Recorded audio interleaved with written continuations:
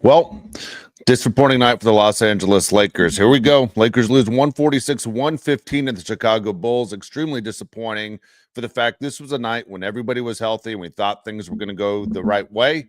Rui was back, Luka was back, LeBron was back, and for the first time in a long time, the Lakers were at full strength and completely embarrassed at home. We talk about it all on the Lockdown Lakers postcast. I'm Dave Palet. Thank you so much for joining me tonight. Again, if you want to get your Laker basketball coverage every single day, don't forget about Brian and Annie. They do a great job covering the Lakers on a daily basis. I'm with you again on the post game and happy to talk Laker basketball with you. Nights like tonight kind of stink as well. Again, you can catch our podcast everywhere you get your podcasts. But again, thank you so much for joining me, taking time out of your evening, even though it's a disappointing loss, but also maybe it answers some questions to what the Lakers need to do moving forward.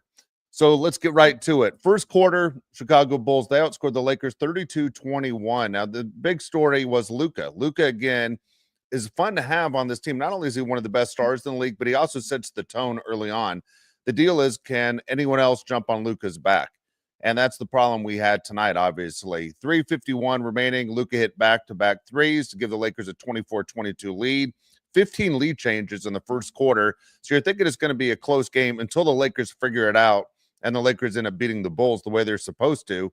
Lakers were led in the quarter with Luka 17, including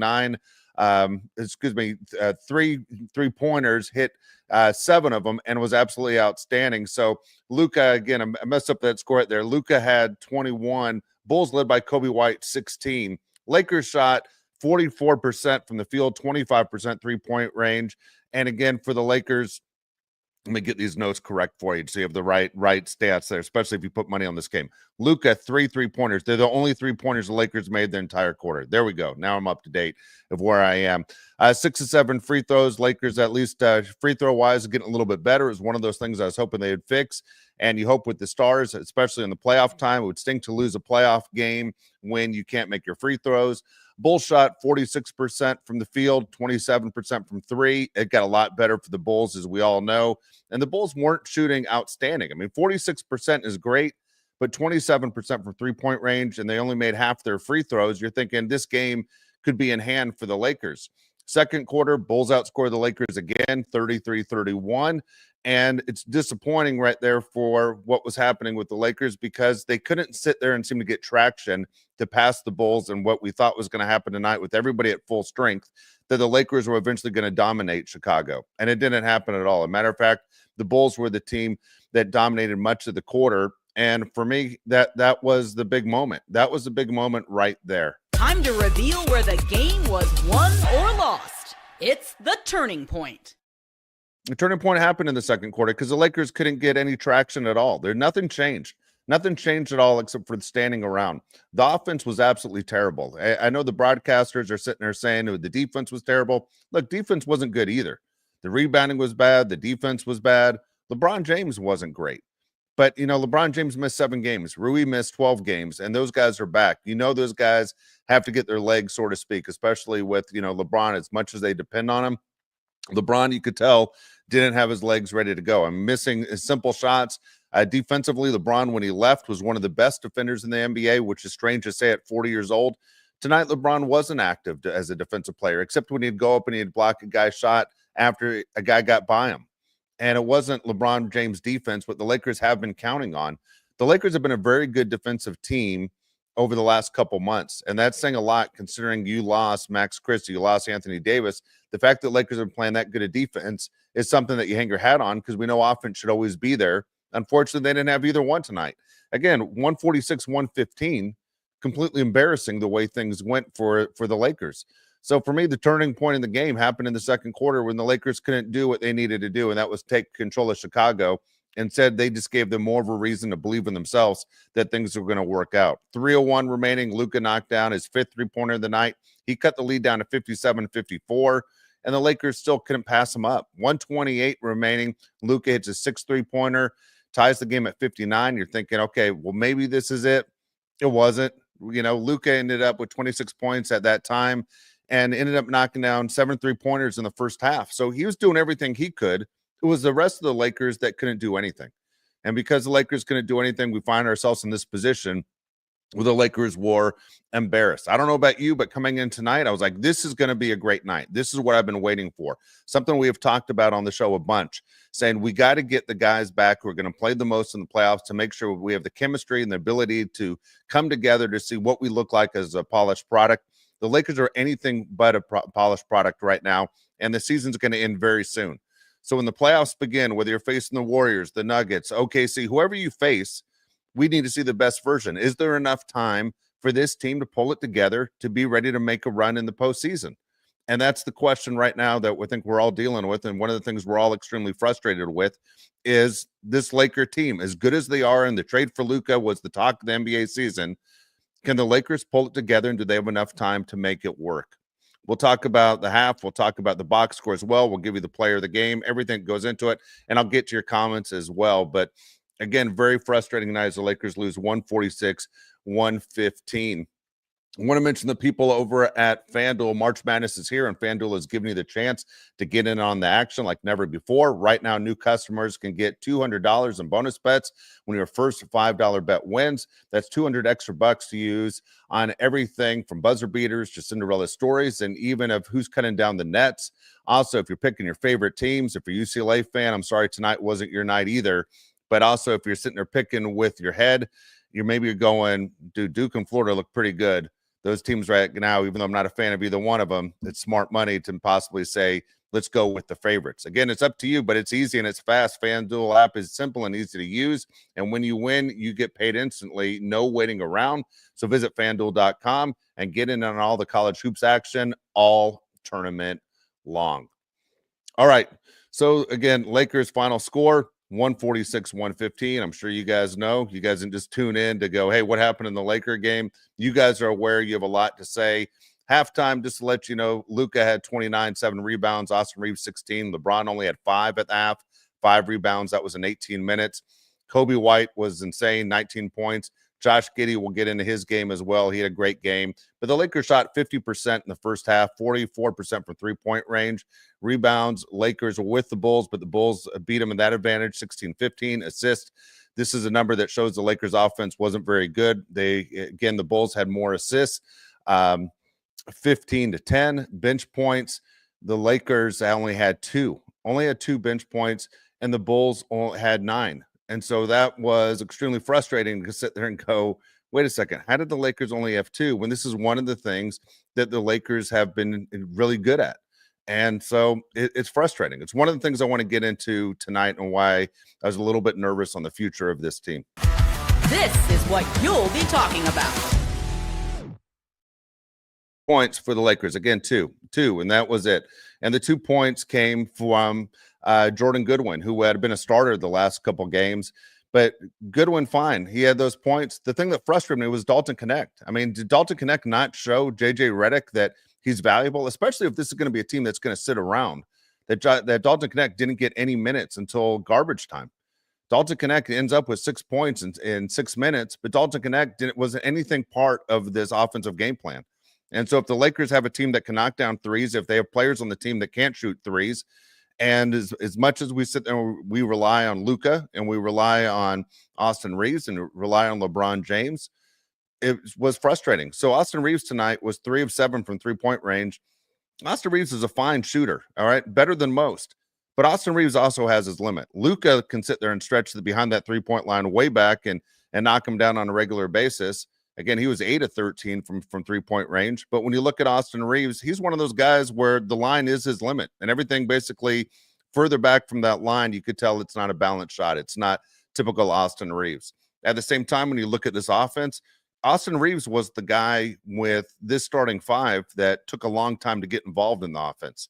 And it was one of those things I was afraid of going, is Austin Reaves going to disappear in this Laker offense? Austin Reaves can't disappear. He's too important to this team to disappear. The Lakers have to make a concerted effort to make sure that Austin Reaves gets the ball early and often, to make sure that he's involved in the game and he's a weapon. We'll open things up for LeBron down the road. LeBron not great tonight. Again, 31 minutes for LeBron. First game back after missing 7 games.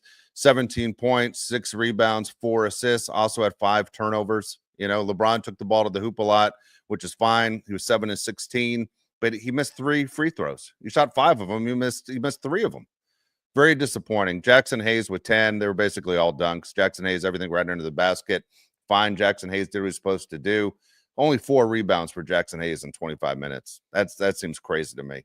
Luka, again, did everything he possibly could. In 32 minutes, Luka had 34 points and 8 rebounds, 6 assists. Can't complain about Luka in his game. Dorian Finney-Smith, 21 minutes, 2 points.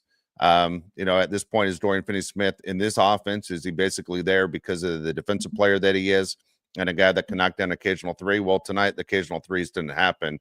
He was 0 for 3 from the field. So extremely frustrating right there that it didn't work out for him. But for the bench, Lakers bench was basically non-existent. Gabe Vincent tried, right? He started the fourth quarter knocking down 2 3-pointers in a row. He had 6 points in 19 minutes. And there was nothing there. Jared Vanderbilt 0 for 2, 11 minutes. Again, he's there for defense. Rui was back 5 points in 18 minutes. He's nowhere close to being the player the Lakers need him to be and the player he knows he can be. He's going to be a huge plus for this team in a couple games, but right now he's not ready to go, and you kind of walk it back in. But this should have been a game, looking at the schedule, the Lakers shouldn't have had an issue with. Unfortunately, the Lakers definitely had an issue. So this is what extremely frustrating as far as the way everything went for the Lakers right there in that situation. We'll get to your comments one more second. Again, want to mention the people at FanDuel. It's a busy time of year, so I want to mention FanDuel again. And don't forget, March Madness is here. FanDuel is giving you the chance to get on the action like never before. Right now, new customers, don't forget, you get $200 in bonus bets when your first $5 bet wins. That's $200 in extra bucks to use on everything from buzzer beaters to Cinderella stories and even who's cutting down the nets. Don't forget, pick your favorite teams, stay in the action. It's easy, it's fast. So visit FanDuel.com and get in on all the college hoops action all tournament long. All right. Again, you guys are there with the comments as well. We'll get to the player of the game and everything else that we have. The lockdown player of the game will be interesting because usually my rule is it's never going to be a guy from a visiting team. Maybe tonight that changes a little bit. So let's get to those comments. A lot of you guys are here. We'll try and knock those out for you. Appreciate it. All right. So Peppo says, "Oh boy, that's how I felt," but it wasn't exactly those 2 words. It wasn't exactly that. It started with, though, it just the second word wasn't boy. Man, sometimes the Stars just fall apart. They absolutely do. That's how I felt. I was like, this is going to be a big night for the Stars. This is what we've been waiting for. Dylan says Lakers are ducking the Warriors. This is one of those losses the Lakers did on purpose. I don't know, Dylan. I mean, here's the deal. You get LeBron back. You get Luka back. You get Reaves. Everybody wants to prove that they belong somewhere on the court. I don't think it was a concerted effort to sit there and tank a game. If I'm JJ Redick, I'm embarrassed because he knows that Rob Pelinka went out of his way to stack the roster for him. By the way, this roster is not done. You're hearing there are moves that are going to be made before the postseason. Alex Lynn is supposed to be shown the door, and at the same time, so is Cam Reddish. You're hearing different stories that the Lakers could add 2 more guys. It will be interesting to see what the Lakers do over the next couple of weeks, and can those guys do anything to help this team? I see this isn't a championship team. Tonight, they definitely weren't. Fonzie 93 says Bulls hit every shot. They did. Bulls were on fire. I mean, if you're a Bulls fan, you got to be extremely excited. Manuel, Lakers stunk tonight, but I don't think that they stink. I think this is honestly one of the better teams in there. And Connor, agree with you. Generally a pathetic display. This was bad. BC Go Lakers, always positive right there. And hopefully this is one of those where you get on the plane, you head to Orlando, you go to Indiana, and you face those Chicago Bulls next Thursday. There's a lot going on. Craig, good to see you as always, man. Appreciate you always being here with me as well. By the way, I will be back next week. I'm just so you guys know, as some of you guys have been with me every single show and can't thank you enough. And obviously you saw at the very beginning of the show a little bit rattled, but bad day personally. Best friend passed away. Young guy with 2 kids and a lot going on. I will not be here Monday. I need to be with his family and his boys. And there's stuff that sometimes you realize, as upset as I am about the Lakers, and the Lakers are usually an escape in life. There are big things that happen. So I apologize that I will miss Monday's game. I hope to be back with you for the Indiana game on Wednesday. We'll see if we can get someone to fill and talk Laker basketball with you again. But I appreciate the comments. There are a ton of them tonight. It was bad. I do want to get this one too. Says poor defense, too many turnovers. Absolutely right. Poor defense, too many turnovers, and an offense that didn't move. It looked like the offense the Lakers used in December before any trades were made, and it was a situation where it was boring and it wasn't exciting and it wasn't dangerous. And so for this Laker team, it doesn't work. Guys got to move. You got to move without the ball. You got to sit there and basically go to LeBron's game and Luka's game where they're going to find you for a wide open shot if you move. Now, I don't know if that's JJ Redick or that's just NBA basketball where, hey, find an open spot and figure out what works best for you. But it didn't work for the Lakers tonight. It didn't work at all. So very frustrating night. A night that I was really looking forward to seeing what it looked like having everybody healthy, especially when you found out that LeBron James was going to play. It was one of those where you're going, this is going to be great. All right, let's get to the Locked On player of the game tonight. As I said before, we always go Lakers in this thing. Always hate picking a guy from another team. I'll tell you who it is in just a second. This is the Locked On player of the game. Locked On player of the game, as much as I thought it was going to be Luka all night long, especially the way he started that game. Luka kind of fizzled out a little bit. I mean, Luka can't do it all by himself. At the same time, Luka has 34 points on the night in 32 minutes. Would have loved to have said Luka with 34 points, 8 rebounds, 6 assists. He's your player of the game. And, man, I can't stand him because he did something that if he was on our team, we would have said, man, that was a great play. But he did it in a Bulls uniform, and that was when Luka was a little bit out of control. And Josh Giddey, he just walked right in his direction and created contact, got a technical foul against Luka, got him out of his game after Luka was talking to the ref. All of a sudden he's there, this contact made. Josh Giddey is your player of the game tonight. And the deal is Buzelis was great. He had 31 points. Coby White was ridiculous with 36 points, made 12 of 7 shots, 6 of 9 from three-point range. Look, Josh Giddey tonight almost had double digits in 4 stats. He had 15 points. He had 10 rebounds. He had 17 assists, and he had 8 steals in 33 minutes. He did all that in 33 minutes, and his team won by 31. He is your player of the game tonight. I can't believe it that I'm saying it. Did not guess before this game that it was going to be Josh Giddey, but sure enough, he deserved it. And again, I hate giving it to a guy on another team, but he deserved it. So again, we sit there and we wipe the slate clean. The Lakers forget about it. Nothing you can do about the past. As Mike Ditka used to say, the past is for cowards. Lakers move forward. They get on a plane. They go to Orlando, face the Magic, a pretty good Magic team, face the Pacers. Always tough to win in Indiana. And then hopefully we get revenge against the Chicago Bulls. So big 3-game road trip coming up next week for the Lakers before they have to move on. So again, is there enough time in the season for the Lakers to pull it together? I hope JJ Redick and the guys can figure it out. Love to see more Dalton Knecht.